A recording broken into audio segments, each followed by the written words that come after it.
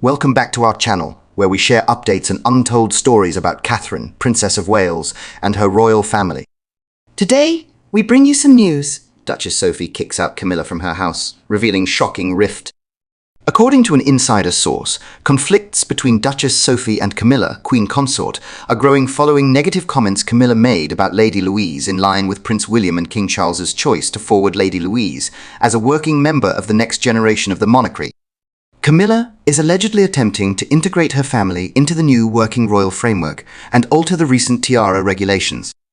She has made disparaging remarks about her family and children, prompting Sophie, Duchess of Edinburgh, to take a surprising and decisive move against Camilla. As the affluent and influential convened to commemorate the significant occasion, attention was directed to the guest list, who was included and, more crucially, who was not. Duchess Sophie, the enigmatic royal, has prohibited Camilla from accessing her land. What motivated her actions? What was Camilla's response? Join us as we unveil the reality behind Duchess Sophie's audacious decision and the ensuing turmoil within the royal family. A shocking decision from Duchess Sophie. I was astonished to learn that Sophie, Duchess of Edinburgh, had reached the age of 60. The royal family has experienced several scandals, rivalries, and unexpected incidents. Nonetheless, the events that transpired during Duchess Sophie's 63rd birthday celebration astonished all attendees.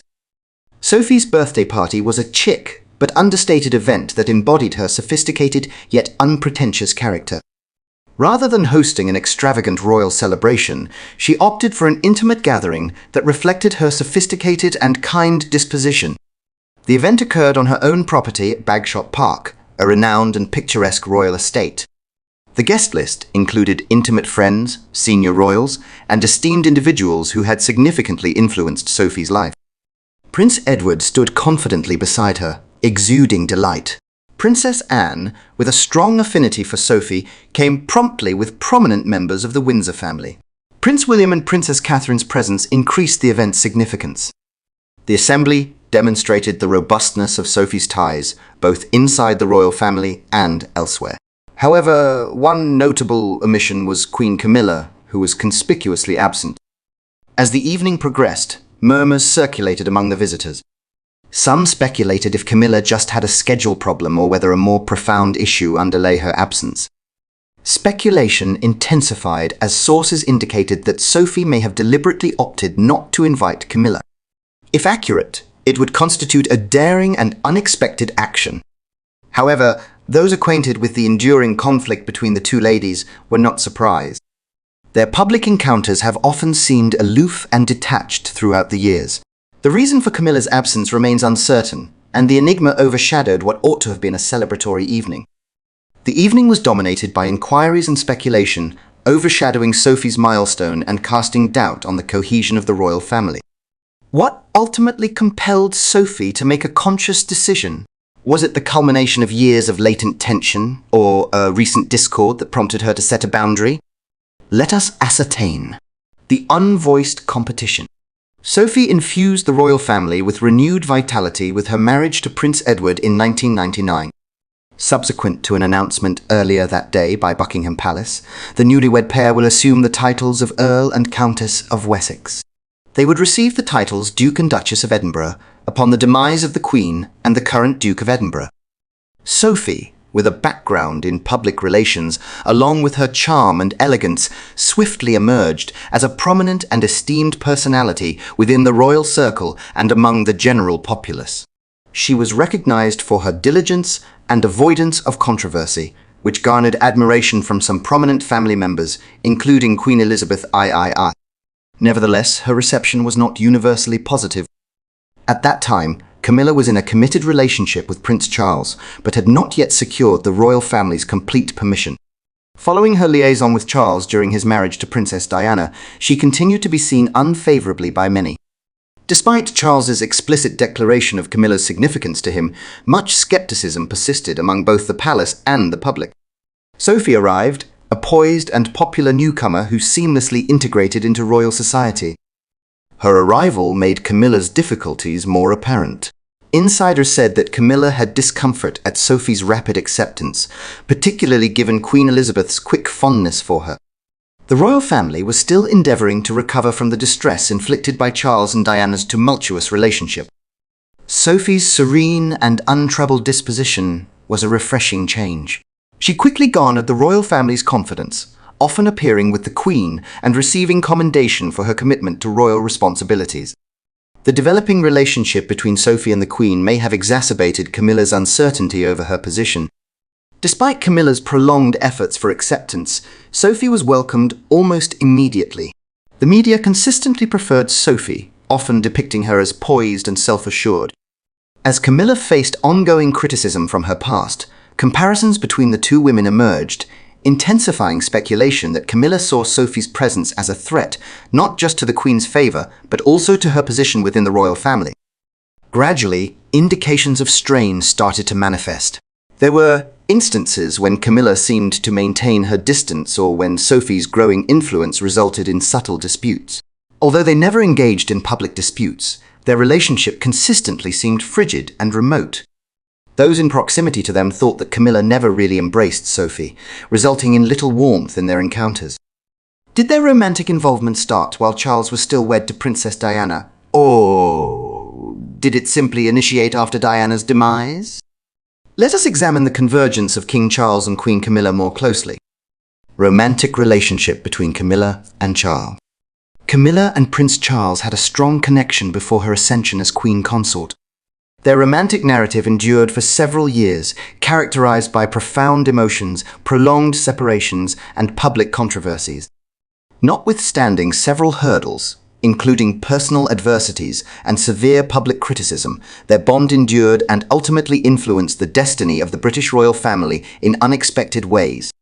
Camilla and Charles first encountered one another in the early 1970s. From the outset, they experienced a profound and instinctive bond. Both individuals had a profound appreciation for nature and equines, as well as a comparable sense of humor.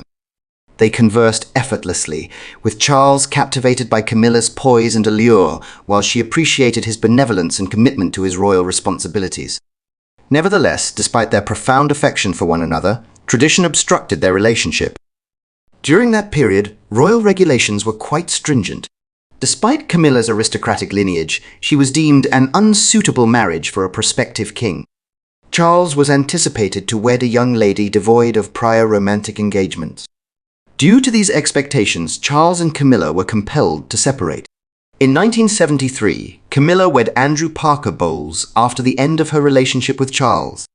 Concurrently, Charles persisted in fulfilling his royal duties and sought to advance. Despite their separation, he and Camilla remained in contact and maintained their connection throughout the years. Subsequently, Charles met Lady Diana Spencer. She seemed to be the ideal royal bride. Their 1981 wedding was extravagant and seen by millions globally. Nonetheless, underneath the idyllic facade, issues started to proliferate. Charles and Diana exhibited stark contrasts in their personalities and aspirations for their marriage. As their relationship deteriorated, Charles sought solace in Camilla's companionship once again. Despite being married to different individuals, Charles and Camilla maintained an emotional closeness. As their intimacy deepened, it became more difficult to conceal their connection. The media observed and speculation began to circulate. Diana then affirmed that Camilla had consistently been a significant figure in Charles's life, astonishing the public and inciting a surge of resentment and condemnation.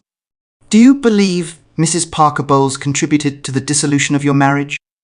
There were 3 individuals in this marriage, making it somewhat congested. The marriage of Charles and Diana deteriorated, culminating in their formal separation in 1992 and subsequent divorce in 1996. Diana's abrupt demise in 1997 elicited global mourning. Good evening. The princess, who lived her life under constant public scrutiny, perished in a high-speed automobile accident in Paris, seemingly attempting to escape chasing photographers. Subsequently, Charles and Camilla withdrew from the limelight, aware that their relationship remained a delicate subject. They diligently endeavored to enhance their public reputation throughout time. Camilla gradually became more engaged in royal activities, often attending engagements with Charles. In 2005, after years of anticipation and public scrutiny, Charles and Camilla ultimately wed. The wedding was unadorned but profoundly significant. Although it lacked the opulence of past royal marriages, it exemplified the resilience and fortitude of their love. The tension between Sophie and Camilla.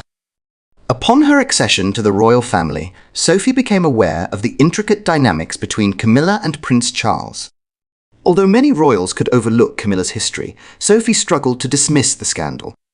The ghost of Princess Diana loomed significantly over the family, and several individuals distinctly recalled the controversy surrounding Charles and Camilla's romance. Camilla's significance extended beyond personal connections. It also influenced public perception of the royal family.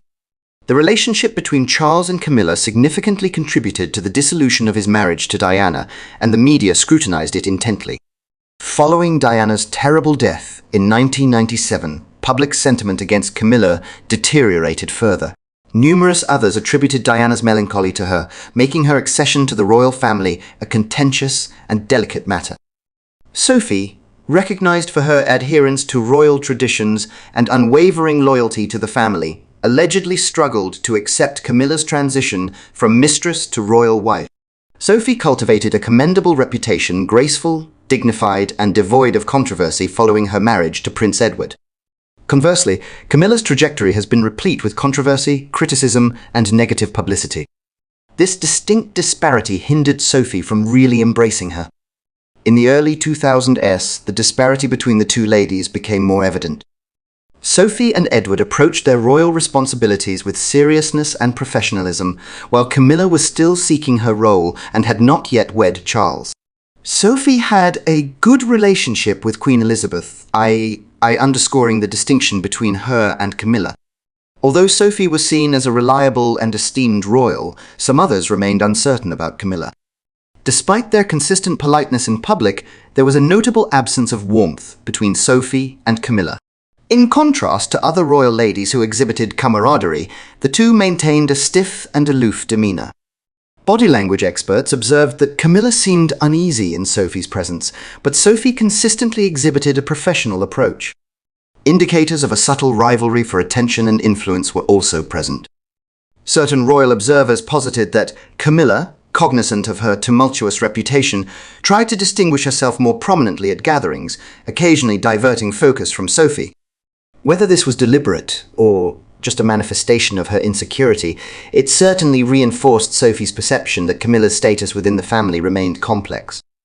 Sophie's discomfort with Camilla sprang not from personal animosity, but from her fervent conviction to safeguard the royal family's dignity. To her, Camilla epitomized a distressing period in royal history that adversely affected both the family and the public. Although Sophie never explicitly criticized Camilla, her reluctance sent a distinct impression. Their first discord resulted in a persistent estrangement. Even after many years, the tension has not completely abated. When Sophie excluded Camilla from her 60th birthday celebration, many speculated if it sprang from long-standing animosity or a more recent grievance. Their competition extended into their philanthropic endeavors. How has this rivalry influenced their philanthropic initiatives, and who has emerged victorious? Let us examine this more closely. The sovereign contest for dominance. Despite their divergent personalities and lifestyles, Duchess Sophie of Edinburgh and Queen Camilla engaged in a subtle rivalry, particularly in the realm of charitable endeavors. Both ladies recognized that participation in philanthropic endeavors was not only a facet of their royal responsibilities, it also served as a means to garner respect, enhance influence, and fortify their positions within the royal family.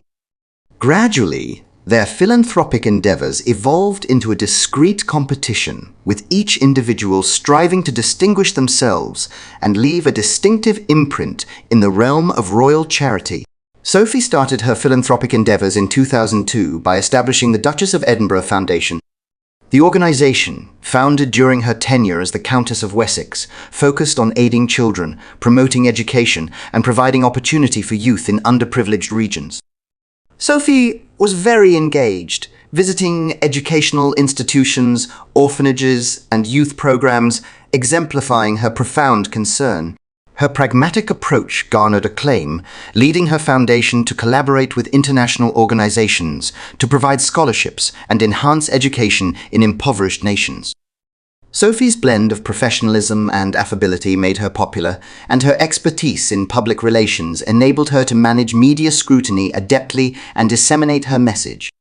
On the other hand, Camilla participated in charitable activities prior to Sophie joining the royal family. She concentrated on critical matters such as domestic violence, literacy initiatives, and health campaigns, subjects sometimes overlooked by other royals. Nonetheless, Camilla's history, particularly the controversy surrounding Prince Charles and Princess Diana, engendered skepticism among some individuals.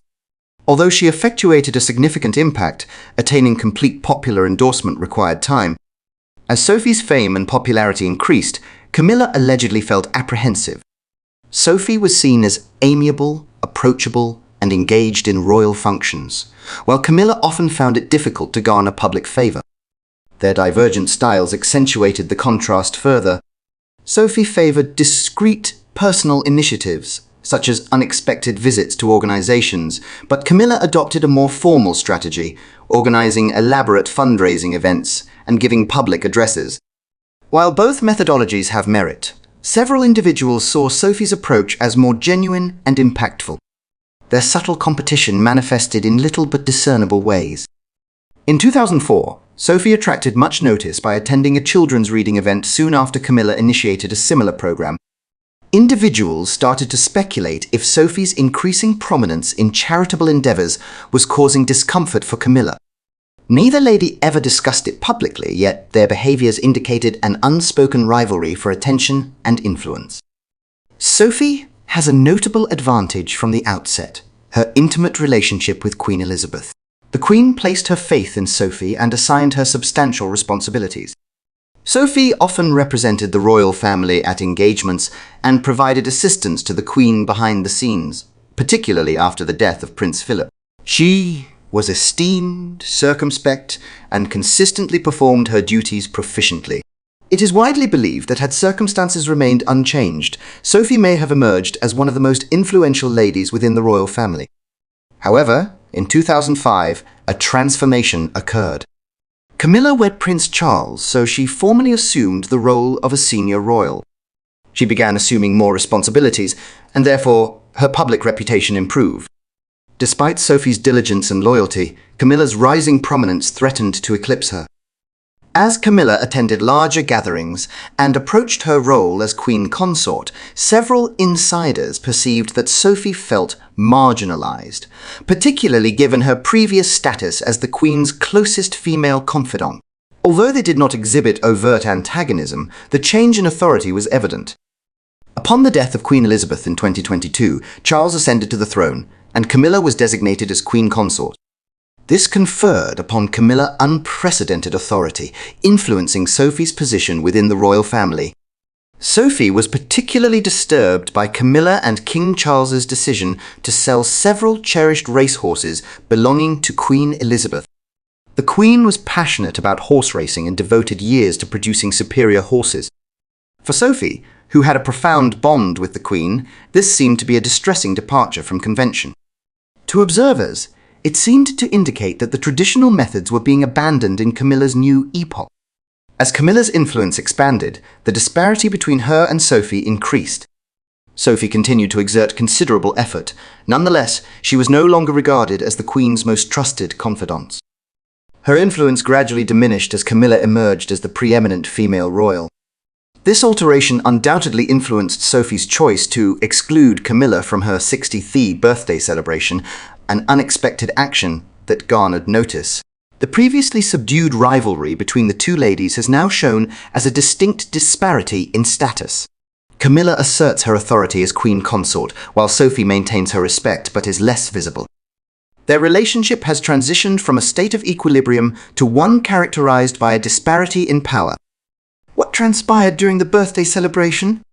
What is Camilla's involvement in the ensuing controversy? Let us ascertain. The birthday dispute between Sophie and Camilla and its consequences for the royal family. Upon the occasion of her 60th birthday, Sophie, the Duchess of Edinburgh, had a clear vision for the type of celebration she desired. Instead of organizing an extravagant royal affair, characterized by formality and many attendees, Sophie opted for a more intimate gathering. She favored an intimate, meaningful assembly where each attendee had genuine significance for her. She meticulously curated her guest list, inviting only her closest relatives, a handful of steadfast friends, and distinguished royal individuals who had really impacted her life. Her objective was to provide a friendly, inviting ambience, apart from the typical royal opulence and turmoil. However, complications arose throughout the planning phase. As final selections were being rendered, an individual from the royal circle proposed that Queen Camilla, now the Queen Consort, be extended an invitation. The proposition was poorly received. Sophie's response was immediate and unequivocal. Witnesses said that she rolled her eyes, emitted a derisive chuckle, and unequivocally expressed her desire for Camilla to be excluded from the celebration. The news of her reply disseminated rapidly throughout the royal corridors, inciting a subtle but unmistakable commotion. Numerous members of the royal household were astonished, and some were even unsettled by her candor.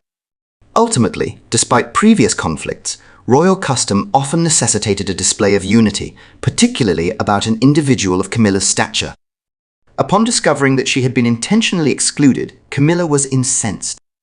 As the Queen Consort, she believed she had earned the respect of the royal family, irrespective of individual sentiments towards her.